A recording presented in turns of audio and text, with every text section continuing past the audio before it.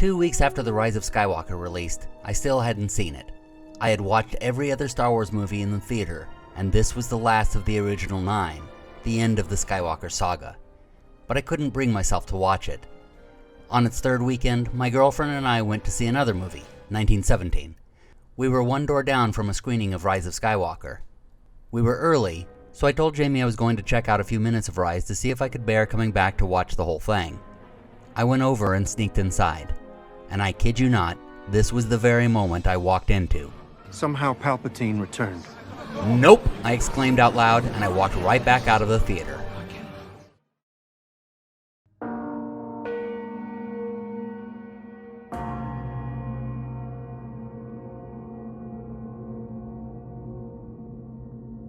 After watching Rogue One for the first time, I remember vividly saying, I think I just watched the best Star Wars movie ever made. That's why I was stunned when I started hearing people who I often agreed with say how unimpressed they were. Critics I respected brushed it off as not very good. I was confused and started reconsidering my own taste. I watched the movie and the reviews again and began to notice a strange phenomenon. Many of the critics, most of whom I have enormous respect for even to this day, were saying things about the movie that simply were not true. Some of them criticized things which literally did not exist in the movie, and they criticized things for not being in the movie which were objectively there. And some even contradicted themselves by saying it had too much of something, then not enough of that same thing. I was confounded by this. It's perfectly fine to disagree on something. They might have even convinced me to share in their disappointments.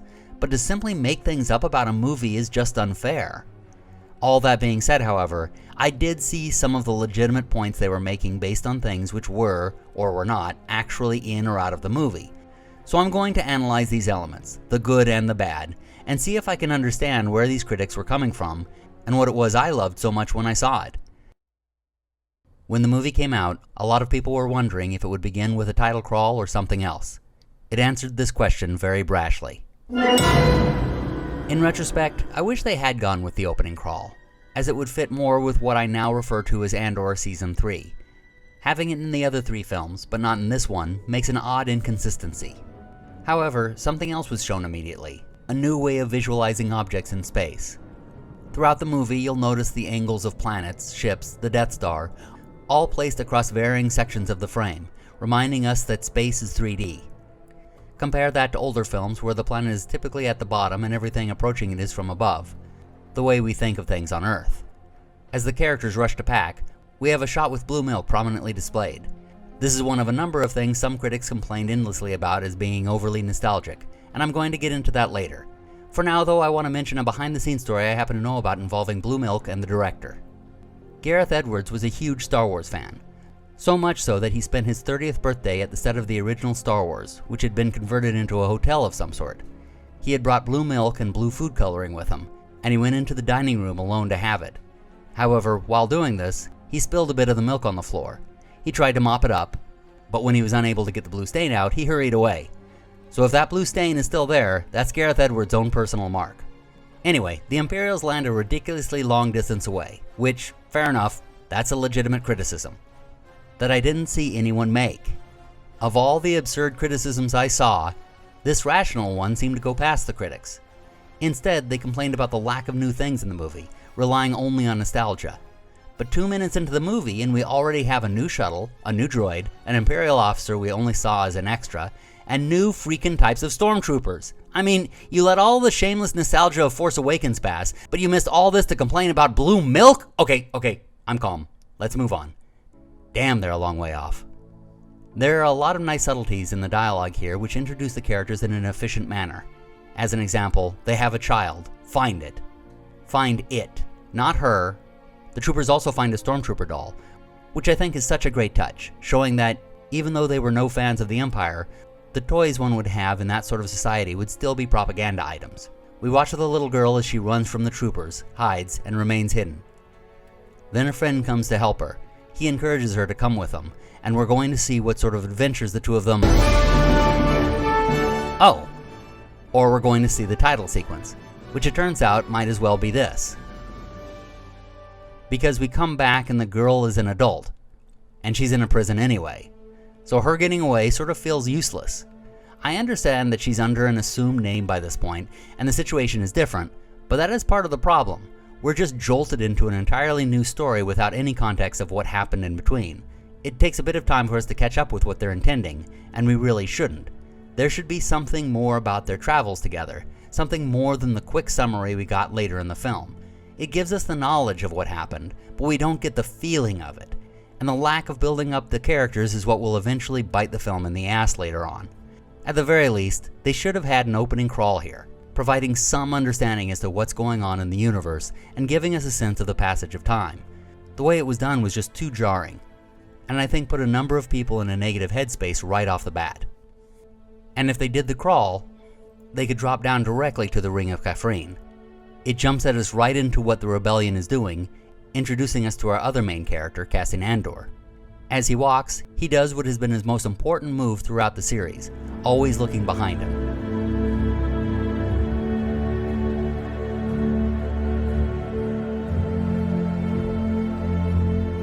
He's there to meet a contact, and when he shoots that contact in the back, Star Wars changes forever.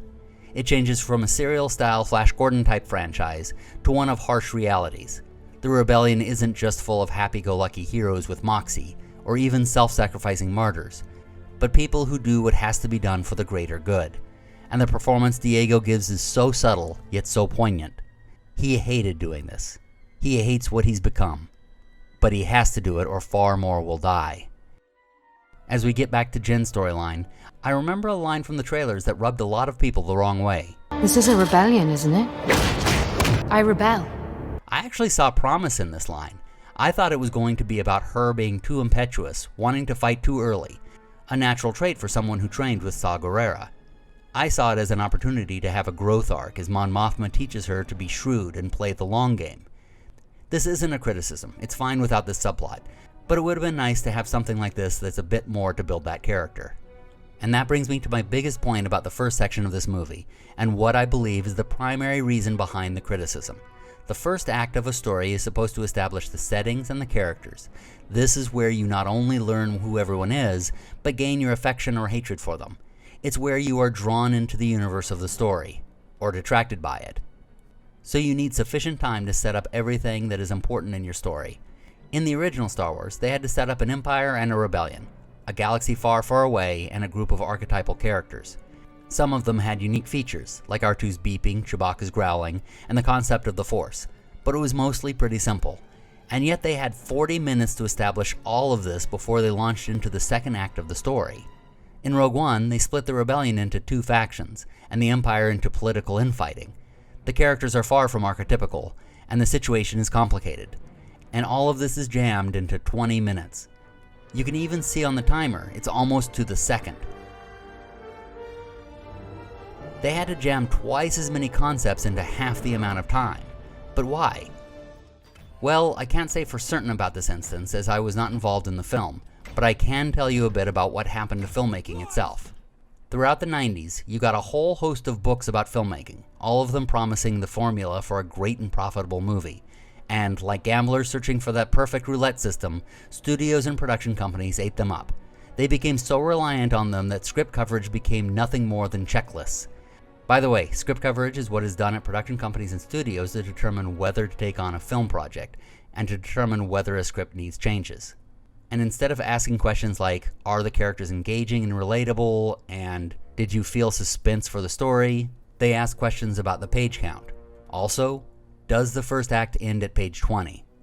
Page numbers are the equivalent of 1 minute of screen time, so when studios took on the rule of the first act having to end at page 20, movies began to conform, whether or not they needed more time to establish their characters and settings or not. I believe this is ultimately the issue people have with Rogue One. Criticisms often begin and end with a lack of interest in the characters, and feeling like the movie jolted them around the universe. Well, all that belonged in the first act, which they really needed more time for, at least the amount of time the original movie had. They do as good a job as they can in this movie, but it does play out a bit like a summary. So I think it lost a number of people, and there was no way to get them back after this. Another example of not developing the character is Bodhi. There was a whole backstory of him being from Jedha, an emotional tie-in to the location. This could have increased the stakes, increased the feelings of what happened. And to be fair, they do explain this. But here's how they do it. Local boy, huh? That's it. If you aren't paying extremely close attention, you miss it. And you don't even see Bodhi's face. Had we seen a bit more about him, we could have had more of a connection to him, and this moment would have been extremely emotional. One of the most talked about aspects of the movie is digital Tarkin. It's a complicated subject because it involves personal taste, quality, and ethics. The latter I'll leave to others as it would take up the whole video to properly explore it. However, when it comes to personal taste, I'm just going to admit it. I don't mind. I'm more concerned with the story and how the characters interact within it. I think having this political intrigue is fantastic, and Tarkin is definitely the one who should be taking the project from critic. It slides into the next film better. The question becomes, should it be a recast live actor or a CGI one? And again, I actually kind of prefer having the CGI image of the original Tarkin's face. I enjoy that consistency, so sue me. As for the quality, well, I'll start by admitting that Disney should be expected to be able to do the best, and that would be better than this. However, I also think people massively exaggerate how bad it looks. I think it was extremely telling when RLM did their review of Rogue One, and there were a massive number of comments which said that they hadn't even noticed that Tarkin was CGI. My guess is that they saw it once it was pointed out to them. And that's what I'm getting at. I think it's something that, when you're aware of it, and you know what CGI should be capable of doing, yeah, it's disappointing. But if you're not watching for it, or you're focused on the story, you brush past it. And no, that does not make you blind or stupid. Personally, I grew up with movies that looked like this. I got used to suspending my disbelief. However, I'm also okay with recasting. Senator Organa's recasting in Andor was fantastic. And if CGI is so distracting to other members of the audience that they can't enjoy it, then I suppose that's the best way to do it. Just stop acting like it destroys the movie, kiddos. So, boo Tarkin! Are they booing me? No, they're saying boo earns. Speaking of things people get upset about in this movie, you've got Bor Gullet, which is a bit of a distraction. It develops how paranoid Saw and his people are, but it comes at the cost of learning more about Bodhi, and even turns him into a different character than he could have been because of how it affects his mind. Soon after comes these two. The amount of bitching I heard about them appearing in this film could fill an episode of Real Housewives. People ignored all the creative elements of Jedha and focused on them as being nostalgia bait. You know how long this scene lasts? Let's look. Hey, you just watch yourself. No. Sorry. We don't want any trouble. Sorry. 9 seconds. 9 whole seconds. People went on and on about this for 9 minutes or more. And you know why it's there? Not really for nostalgia. It was a joke come up with in pre-production. The script had just called for the characters bumping into someone, and either Edwards or Gilroy, I'm pretty sure it was Edwards, suggested having it be these two chuckleheads. That's it. So people got all pissy about a joke which lasts 9 seconds. And they ignored this interesting location, which is a mecca for followers of the Force. First, what an interesting concept. And second, what a perfect look to that sort of location. The worst part about it is how quickly we go through it, never learning more about it, or getting a better sense of who Chirrut and Baze are. It's more of that pressing too much into a small period of time. This movie had enough concepts in it to justify 3 hours, and it should have been given the time. One thing they don't skimp on is the complex sloppiness of the fight. This moment where Cassian shoots one of Saw's rebels holds the same power as when he shot the Contact at the beginning. For the first time, we see that battle lines are not cut and dry, and sometimes a hero has to do something wrong for the greater good. One difference between this and the other 2 seasons of Andor is the mixing in of humor, a tone shift which will continue in the movies, but it's blended in nicely here without feeling jammed in. One moment here was an improv from Alan Tudyk. Taking us to quiet. And there's a fresh one if you mouth off again. If you look closely, you can see Diego Luna cracking up. Also, there's this moment. Are you kidding me? I'm blind. By the way, for those keeping track of this movie formatted like the other seasons of Andor, this is when the first episode would have ended. So the next episode begins with them being taken into Saw's hideout. And I love that we see this guy. It's Freddy! I'm so Freddy. I knew that he was a Saw Gerrera guy. When Jin goes to see Saw, we get a bit about their history. And this is a perfect example of how the bases of the story are indeed covered, but not seeing any of them limits how much we are emotionally involved. By the way, I didn't cover Saw a lot in the other 2 seasons of Andor. That was because, honestly, I just didn't fully understand what they were going after with him.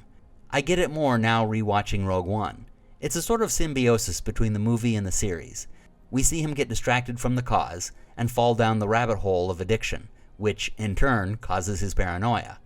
During their interaction, Jen has one of those memorable lines that says so much, not only in the series, but in real life.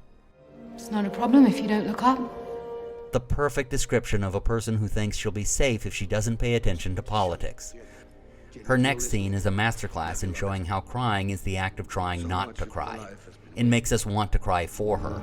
I try to think of you only in the moments when I'm strong because the pain of not having you with me. As the Death Star approaches, we again see a series of unique shots which remind us that space is three-dimensional, and use the placement of objects to manipulate our emotions, to place us at unease. Its disk faces down to the world. It covers the sun, which is unnecessary, but it provides the visual to us, the audience, which is extremely chilling. And then the shot, done silently and from a distance, before it ends its eclipse. After this, though, Saw's sacrifice is pretty useless. I wish they had done it with a piece of the roof falling and pinning him down, or, if he felt too depressed to continue, have him close a door between them or something. Just saying "I will run no longer" makes it sound like he's going to go box the explosion. The explosion itself is shooting up past the sky into space, as if reaching towards its murderer, who watches with cold indifference. As we cut to the Death Star, I'd like to say something I've been thinking about throughout Andor. It involves ethnicity in the Empire. See, I personally think it works better as this white male organization. Let me explain before you tear me up. It's not that I think that's how things should be in general. We are in a far better period today with diversity in movies and television. When you look at old movies on TMC and other places, it's just embarrassing. And I say that as a white male myself. Society is made up of various cultures, and our art should reflect that overall. However, there are some times when a point is made through the lack of diversity. The Empire is exclusive. It's part of what makes them evil. Now, I say this knowing it's unrealistic. On a galactic scale, they may exclude other species, but they couldn't rule with just one single ethnicity of humans. So having humans of every shade makes more logical sense. But I look at it much the same way as movie scores. The music in films are broken into two categories: diegetic and non-diegetic. Diegetic music is music from within the story, like someone is playing it on screen. Non-diegetic is the score you hear which is not happening in the location, but is meant to affect the audience's emotions, or make a statement. I feel that images can do the same thing. When I see the Imperials as all white men, even though it doesn't make much sense logically, it is subconsciously making a point, much like a film score. When I see these promo photos, with the Imperials being all white men and the rebels as diverse, I immediately know who the good guys are. Or when I watch the original film, I picture this at the end.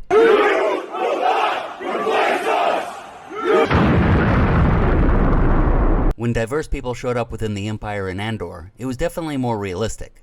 But it was removing this statement. However, they did something very subtle, and I'm not even sure they intended it, but it works wonderfully nonetheless. You might notice that all of the non-white characters get pushed to the side over time, or convert to the rebellion.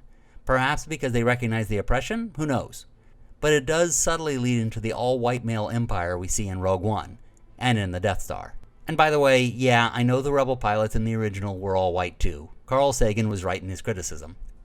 Not even the other colors represented on the Earth are present, much less greens and blues and purples and oranges. That's embarrassing. But at least they later corrected that. Anyway, when they go to Edu, the characters split up. This always creates a challenge to the director and editor, making it so audiences understand where everyone is in relation to one another. One of the best things you can do is place landmarks which are easy to understand. The base is the obvious one. But this object here is the perfect set piece to show the fork in the road which separates the group who took the high path from the group who took the lower path. Once in place, the location of everyone in relation to one another is clear. Then, notice the music as Andor chooses not to fire. I don't know if it's by accident, but at this critical moment when he makes this choice, the first few notes of the theme to Andor play.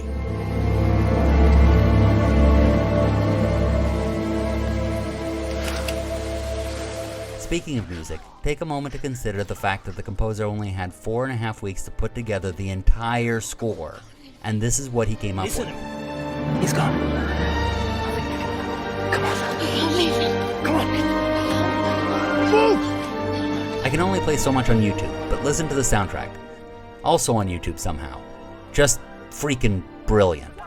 As they leave, Cassian and Jyn have their most important talk. She tries to smugly judge him, but he points out that decisions are not always easy. And at least some people chose to do something, rather than nothing, which is what those who smugly judge do all the time. You're not the only one who lost everything. Some of us just decided to do something about it. When you watch the next scene, imagine having never seen anything about Star Wars before. Not the originals, not the prequels, not the Clone Wars. This is your introduction to Darth Vader and the dark side of the Force. This image, this scene. The people who made this weren't just giving us a reflection of a character from a franchise, they were providing an introduction.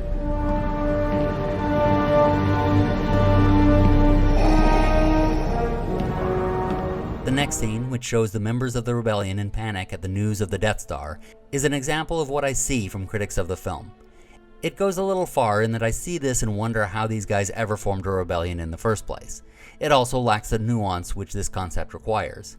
But it again provides us with this more realistic vision of a rebellion, where factions are not fully in line with one another, even though they have a common purpose. On the opposing side, there is Cassian's monologue. Would like to volunteer. Some of us, most of us, we've all done terrible things on behalf of the rebellion. Spies, saboteurs, assassins. Everything I did for the rebellion. And every time I walked away from something I wanted to forget, I told myself it was for a cause that I believed in. A cause that was worth it. Without that, we're lost. Everything we've done would have been for nothing. I couldn't face myself if I gave up now. None of us could. This is another moment that I learned of from production of the film. Just a quick side note, I learned this from a source I'm not mentioning on purpose because I don't want to get anyone in trouble, but I'm certain they're accurate.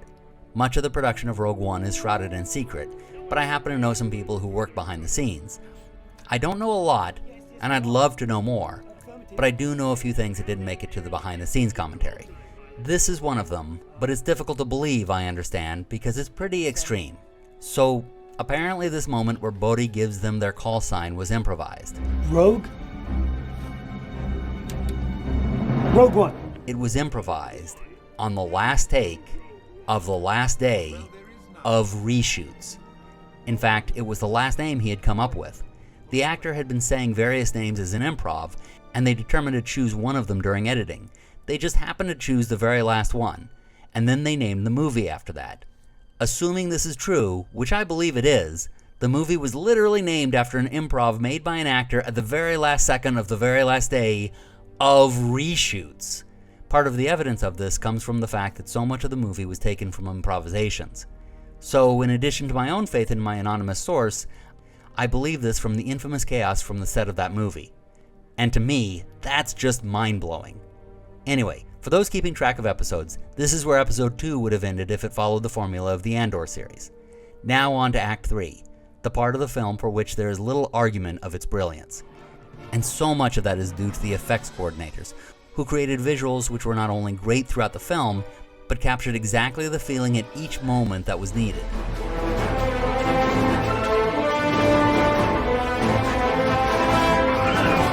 As for the new elements seen in the climax, there are 2 new types of shuttles, a new battle droid, 2 new types of Imperial fighters, 3 new types of rebel vessels, rebel commandos we'd never seen, a new rocket launcher, several new alien species, a planetary shield generator, and a new way of utilizing the Force. So tell me again how this is all just nostalgia bait.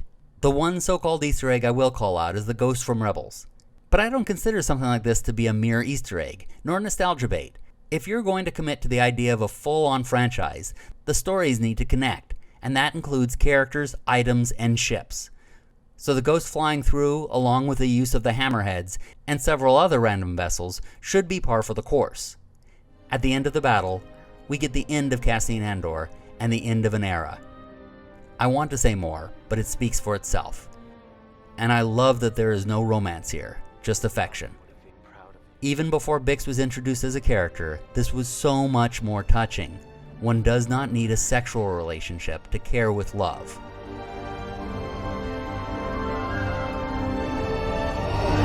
And then we get Vader's infamous hallway scene. And, if you will, forget everything you know about Darth Vader. Forget everything you know about the Sith, the Jedi, the Chosen One, even most of what you know about the Force. If you take this series as having begun with Andor, this moment is the first time you witness a lightsaber, and it's the first time you see what one can do with the Force in combat. It's horrific. It's a true monster. It's the raising of stakes. The very thing a story should do at this point in the overall series. We are entering a new era of the franchise, one which has gone beyond the common man, and is now dealing with space wizards. Regular people are now outmatched, and we have learned of new dangers as we fly into the next episodes. So how does this stack up to the other Star Wars movies? Well, we can swipe aside 8 of them right off the bat. Yes, that includes you, Return of the Jedi. This is a consideration between Rogue One and the first 2. And I think the first thing to say is, does it really matter? It's a genuine, smart movie, and at least belongs in the mention with the best. But if one is to be fully honest about it, Rogue One is a flawed masterpiece. The statements it is making, the thoughtfulness of its message, and the brilliance of its art are unmatched, even by the originals. But it was entangled in the formulas of modern cinema.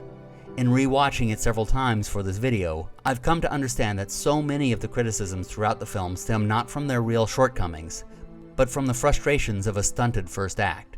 This is a movie with extraordinary highs and small lows, and most of its critics focused on those lows.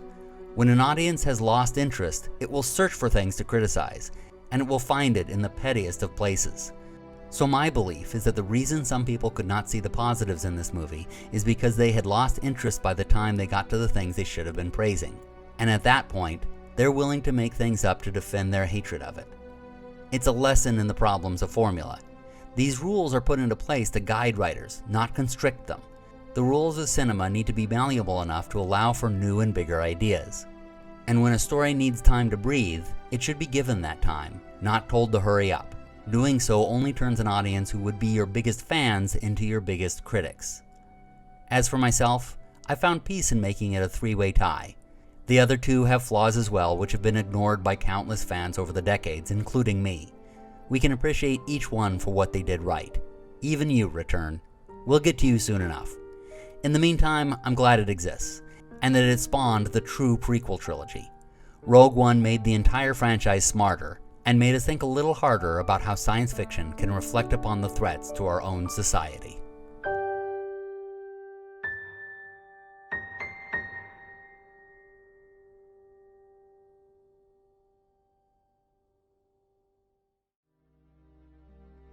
This has been part 9 of a 12-part series covering the true Star Wars saga. The videos are coming out on the 1st of every month, unless something drastic happens. If you enjoy my views on storytelling, you may want to take a look at my books. The link is in the description. If you're a Lucasfilm fan, you may like the Relic Worlds series, as it's a mixture between Star Wars and Indiana Jones. And I just released a role-playing game for the series, so you can create your own characters and adventures. If you send them in, your stories can become an official part of the canon. For those who want to support the channel, I've opened an account and Buy Me a Coffee. If you can drop $1 or $2 there, it will help ensure that I can get these videos out on time. Links to all of these are in the description.